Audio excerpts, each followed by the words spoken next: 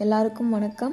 இன்னைக்கு நம்ம பார்க்க போற கதை கு. அழகிரிசாமி அவர்களின் ஒருவன் இருக்கிறான். இந்த கதை எப்படி ஆரம்பிக்கும் அப்படின்னா, ஒருவர் தனக்கு நடந்த ஒரு நிகழ்வை நம்ம கிட்ட கதையா சொல்ற மாதிரி தான் இருக்கும். வாங்க கதைக்குள்ள போகலாம். 10-15 நாட்களுக்கு முன்னால் நான் ஆபீஸில் இருந்து திரும்பி வீட்டுக்கு வந்தபோது அவன் வாசல் திண்ணையில் உட்கார்ந்து கொண்டிருந்தான். வயது 25 இருக்கும். எலும்பும் தோலுமான உடம்பு.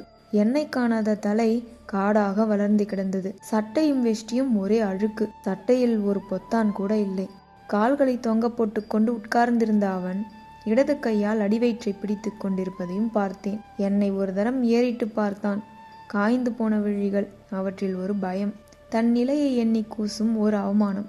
யாரப்பா நீ, எங்க வந்த என்று முகத்தில் வெறுப்பை பூரணமாக காட்டிக்கொண்டு கேட்டேன். கையை அடிவயிற்றிலிருந்து எடுக்காமலே ஒரு பெருமூச்சு விட்டான். பிறகு பதில் சொன்னான். தங்கவேலு வீட்டுக்கு வந்திருக்கிறேன். தங்கவேலு என் பக்கத்து கொடுத்தனக்காரர். மனைவியிடம் வயிற்று வலிக்காரன் வந்திருக்கிறான் போல் இருக்கிறது. பக்கத்து வீட்டுக்கு விருந்தாளியா என்று தமாஷாக சொன்னேன். காஞ்சிபுரம். பக்கத்து வீட்டு அம்மாவுக்கு அக்கா மகனாம். வைத்தியம் பார்க்க வந்திருக்கிறான் என்று மனைவி சொன்னாள். இரவு தங்கவேலு வீடு திரும்பினான். 9 மணிக்கெல்லாம் அவன் ஒரு பழைய தலையணையையும் கிழிந்த போர்வையையும் எடுத்துக்கொண்டு வந்தான். தங்கவேலு அவனை அழைத்து கொண்டு வந்து 4 குடித்தனங்களுக்கும் பொதுவான சிமெண்ட் நடைபாதையில் படுத்துக்கொள்ள சொன்னார். அந்த இடம் என்னுடைய அறையின் மற்றொரு ஜன்னலுக்கு நேராக இருந்தது. அந்நோயாளி என் தலைமேல் வந்து உட்கார்ந்து கொண்டதாகவே நினைத்தேன். அதை ஆட்சேபிக்கவும் முடியவில்லை.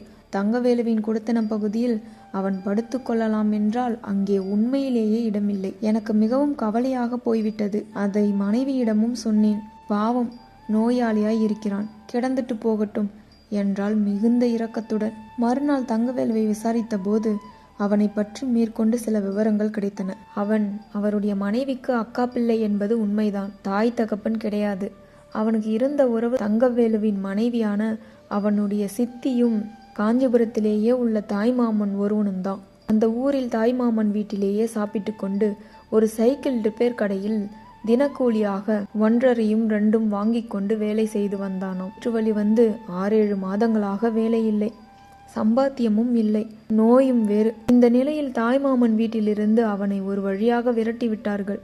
அங்கிருந்து சித்தியை நம்பி சென்னைக்கு வந்திருக்கிறான் வைத்தியம் பார்ப்பதற்கு. இவ்வளவு கதையையும் தங்கவேலு சொல்லி கொண்டிருக்கும் போது அவன் தெரு திண்ணையில்தான் இருந்தான். நாங்கள் பேசியது அவனுக்கு நன்றாக கேட்டிருக்கும். கேட்க வேண்டும் என்பதற்காகத்தான் தங்கவேலுவும் குரலை சற்று உயர்த்தியே பேசினார். அவர் வாயிலிருந்து வெளிப்படும் ஒவ்வொரு சொல்லும் அவனை குற்றம் சாட்டுவது போலவும், அவன் எதற்காக இங்கே வந்தான் என்று கேட்பது போலவும், அவன் வீட்டை விட்டு உடனே தொலைந்தால் நல்லது என்று கருதுவது போலவும் ஒலித்தது. எனக்கும் அது பிடித்திருந்தது. தங்கவேலுவின் மனைவிக்கும் அவன் வந்திருப்பது பிடிக்கவில்லையாம். என் மனைவி சொன்னதை பார்க்கும்போது தங்கவேலுவை முந்திக் கொண்டு அவனை விரட்டுவதற்கு அவள் அவசரப்படுவதாக தெரிந்தது. எனக்கு ஏற்பட்ட மகிழ்ச்சிக்கு எல்லையே இல்லை. தொலைகிற பீடை சீக்கிரம் தொலையட்டும் என்று சொல்லி என் மன பாரத்தை சிறிது இறக்கி வைத்தேன். என் மனைவி அப்பொழுதும் அவனிடம் இரக்கம் காட்டி பேசினாள். ஏன் இப்படி சொல்றீங்க? அவன் நம்மை என்ன செய்கிறான்? எதுக்கு ஓர் அனாதையை போய் இப்படி சொல்லணும் என்று என்னை லேசாக கண்டிக்கவே ஆரம்பித்து விட்டார். நாளை நம் குழந்தைகளுக்கு ஏதாவது ஒண்ணுனா இவனா வந்து தாங்க போறான் என்று கோபத்தை காட்டிக்கொள்ளாமலேயே சொன்னேன். அப்படி ஒன்றும் வந்துடாது. இப்படி பயந்தால் உலகத்திலே வாழ முடியாது. சரி சரி, புத்திமதி நல்லாதான் இருக்கு, பேசாமல் போ என்று அவள் வாயை அடைத்து விட்டு அவளோடு பேச பிடிக்காமல் வந்துவிட்டேன். ஏறக்குறைய தினந்தோறும் இப்படி நாங்கள் முரண்படுவதும் நான் கவலையும் பயமும் கொள்வதுமாக ஆகிவிட்டது. மேலும் 2 நாட்கள் கழிந்தன. ஒவ்வொரு நாள் இரவும் அவன் ஓலத்துடனும் என் கவலையுடனும் தான் கழிந்தது. 6ஆம் நாள் தங்கவேலு நான் சற்றும் எதிர்பாராத விதத்தில் அவனை அழைத்து கொண்டு வெளியே கிளம்பினார். நான் போய் எட்டி பார்த்தேன். அவனை சர்க்கார் ஆஸ்பத்திரியில் சேர்த்துவிட போவதாக தங்கவேலு சொன்னார். எனக்கு அப்போது ஏற்பட்ட மகிழ்ச்சியையும் நிம்மதியையும் இவ்வளவு அவ்வளவு என்று கூறுவதற்கில்லை. அதுதான் நல்ல யோசனை, அங்கே நல்லா கவனிப்பாங்க என்று ஒப்புக்கு சொன்னேன். அவன் என்னை பார்த்து என் பூரண ஆசீர்வாதத்தை வேண்டி கையெடுத்து கும்பிட்டு நான் போயிட்டு வரேன் என்றான். போயிட்டு வாப்பா, கடவுள் கிருபையால் சீக்கிரம் குணமாகட்டும், போயிட்டு வா என்று வாழ்த்தினேன். மனதில் நஞ்சாக வெறுத்து கொண்டு அவனை இப்படி பொய்யாக வாழ்த்தி அனுப்பியதை என்று நினைத்தாலும் எனக்கு வெட்கமாக இருக்கிறது. அவன் என்னையும் மதித்து என் ஆசீர்வாதத்திலும் நம்பிக்கை வைத்து கும்பிட்டதை நினைத்து விட்டாலோ நெஞ்சில் ஈட்டி பாய்வது போல் இருக்கிறது. தங்கவேலுவும் அவனும் டாக்ஸியில் ஏறிக்கொண்டு போனார்கள். ஒரு பெரிய பாரம் நீங்கியது என்று தங்கவேலுவின் மனைவி என் மனைவியிடம் சொன்னதை கேட்டேன். நான் சொல்ல நினைத்த வார்த்தைகள் அவை. என் மனைவி ஒன்றும் சொல்லவில்லை. தங்கவேலு சொன்னபடியே அவனுக்கு அப்புறம் ஆபரேஷன் செய்யப்பட்டது. அதற்கு முன்பு ஒரு நாள் என் மனப்போக்கை அடியோடு மாற்றி என்னை நினைத்து நானே வெட்கப்படும்படியாகவும் அவனை நினைத்து நான் கண்ணீர் விடும்படியாகவும் ஒரு சம்பவம் நடந்தது. அன்று 2வது சனிக்கிழமை. எனக்கு விடுமுறை. வீட்டிலேயே இருந்தேன். தங்கவேலு எங்கோ வெளியே போயிருந்தார். அவருடைய மனைவி தன் 2 குழந்தைகளோடு பகல் சினிமா பார்ப்பதற்கு 11 மணிக்கு கியூவில் நிற்க போய்விட்டாள் என்று கேள்விப்பட்டேன். மத்தியானம் 1 மணிக்கு ஒருவன் வந்தான். குப்புசாமி இருக்கிறாரா என்று கேட்டான். அவனுக்கு சுமார் 30 வயது இருக்கும். குப்புசாமியா? அப்படி இங்கே யாரும் இல்லையே. நீ யார் என்று கேட்டேன். காஞ்சிபுரம். அங்கிருந்து தான் குப்புசாமி இங்கே வந்தாரு. இது தங்கவேலு வீடு தானே? ஆமாம், ஆனால் குப்புசாமின்னு யாரும் இல்லையே இங்கே தான் வந்தாருங்க. வவுத்து வலிக்கு மருந்து சாப்பிடணும்னு வந்தாரு. இந்த சம்பாஷணையை உள்ளே இருந்து கேட்ட என் மனைவி எழுந்து ஓடி வந்தாள். குப்புசாமி அந்த பையன்தான், ஆஸ்பத்திரியிலே சேர்த்திருக்கிற பையன் என்றாள். குப்புசாமியை பார்ப்பதற்குத்தான் வந்தேங்க. ஊருக்கும் அவசரமா போகணும். அவங்க வர ரொம்ப நேரம் ஆகுங்களா? குப்புசாமி இங்கே வந்தாரா இல்லையா என்று கவலையோடு அவன் கேட்டான். அவன் குப்புசாமிக்கு நன்றாக தெரிந்தவனாம். முந்தின நாள் இரவு சென்னையில் உள்ள தன் சொந்தக்காரர் ஒருவரை பார்க்க வந்தவன். ஊர் திரும்பும் வழியில் அவசரமாக குப்புசாமியை பார்க்க வந்திருக்கிறான். குப்புசாமி வேலை செய்து வந்த சைக்கிள் கடைக்கு எதிரே ஒரு விறகு கடையில் அவன் கூலி வேலை செய்பவன். அவனுடைய பக்கத்து வீட்டுக்காரன் வீரப்பன் என்பவனும் ரொம்ப சிநேகிதமாம்.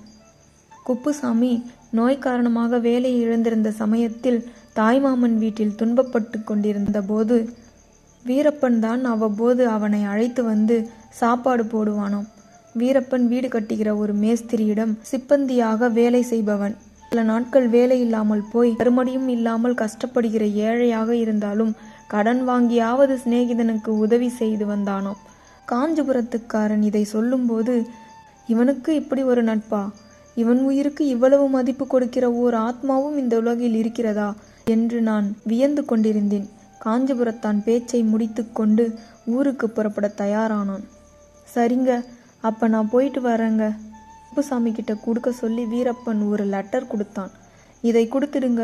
சட்டை பையிலிருந்து கடிதத்தையும் 3 ரூபாயையும் எடுத்து குப்புசாமி கிட்டே கொடுத்துடுங்க. இல்லை, தங்கவேலு கிட்ட வேணுனாலும் கொடுத்துடுங்க. இன்னொரு சமயம் பட்டணம் வந்தா ஆஸ்பத்திரியிலே போய் பார்க்கிறேன் என்று சொல்லிவிட்டு கடிதத்தையும் ரூபாயையும் என்னிடம் கொடுத்தான். அப்புறம் ஒரு நிமிஷம் எதையோ யோசித்து பார்த்தான். மறு நிமிஷத்திலேயே, இந்தாருங்க, இதையும் குப்புசாமி கிட்ட கொடுக்க சொல்லுங்க என்று சொல்லி தன் இடது கையில் தொங்கிய துணி பையில் இருந்து 2 சாத்துக்குடி பழங்களை எடுத்து கொடுத்தான். என் பசங்களுக்கு 4 பழம் வாங்கினேன். போகட்டும், இவர் ஆஸ்பத்திரியில இருக்கிறார், நாம் வேறு என்னத்தை செய்ய போறோம். இத்துடனும் அவன் நிறுத்தவில்லை. தன் உபயமாக 1 ரூபாய் நோட்டு ஒன்றை எடுத்து என்னிடம் கொடுத்து குப்புசாமியிடமோ தங்கவேலுவிடமோ சேர்க்க சொன்னான். அவன் குப்புசாமிக்காகத்தான் கொடுத்தானோ? குப்புசாமிக்காக காஞ்சிபுரத்தில் இருந்து கொண்டு கண்ணீர் வடிக்கும் அந்த வீரப்பன் குப்புசாமியின் உயிருக்கு கொடுக்கும் மதிப்பை கண்டுத்தான் கொடுத்தானோ? என்னிடமும் என் மனைவியிடமும் விடை பெற்று கொண்டு காஞ்சிபுரத்தான் போய்விட்டான். அவன் கொடுத்த கடிதத்தின் மடிப்பை பிரித்து வாசித்து பார்த்தேன். வீரப்பன் எழுதிய அந்த கடிதத்தில் என் உயிர் நண்பன் குப்புசாமிக்கு எழுதி கொண்டது. நீ இங்கிருந்து போனதிலிருந்து என் உயிர் இங்கே இல்லை. சதா உன் ஞாபகம்தான். கடவுள் அருளால் நீ உடம்பு சௌக்கியமாகி வர வேண்டும் என்று தினமும் ஒரு தடவை கோயிலுக்கு போய் கும்பிடுகிறேன். எனக்கு இப்போது வேலை இல்லை. கொஞ்ச நாட்களாக வருமானமும் இல்லாமல் இருக்கிறேன். அட்டை தொட்டி ஆறுமுகம் பட்டணம் போவதாக சொன்னான். உடனே ஓடி ஒருவரிடம் 3 ரூபாய் கடன் வாங்கி அவனிடம் கொடுத்து அனுப்பியிருந்தேன். நானே வரலாம் என்று பார்த்தேன். வந்தால் இந்த 3 ரூபாயும் பஸ்ஸுக்கு செலவாகிவிடும். உனக்கு சமயத்தில் உதவியாக இருக்கும் என நினைத்து நான் ரூபாயை செலவழித்து கொண்டு வராமல் ஆறுமுகத்திடம் கொடுத்து அனுப்பியிருக்கிறேன். இன்னொரு இடத்திலும் பணம் கேட்டிருக்கிறேன்.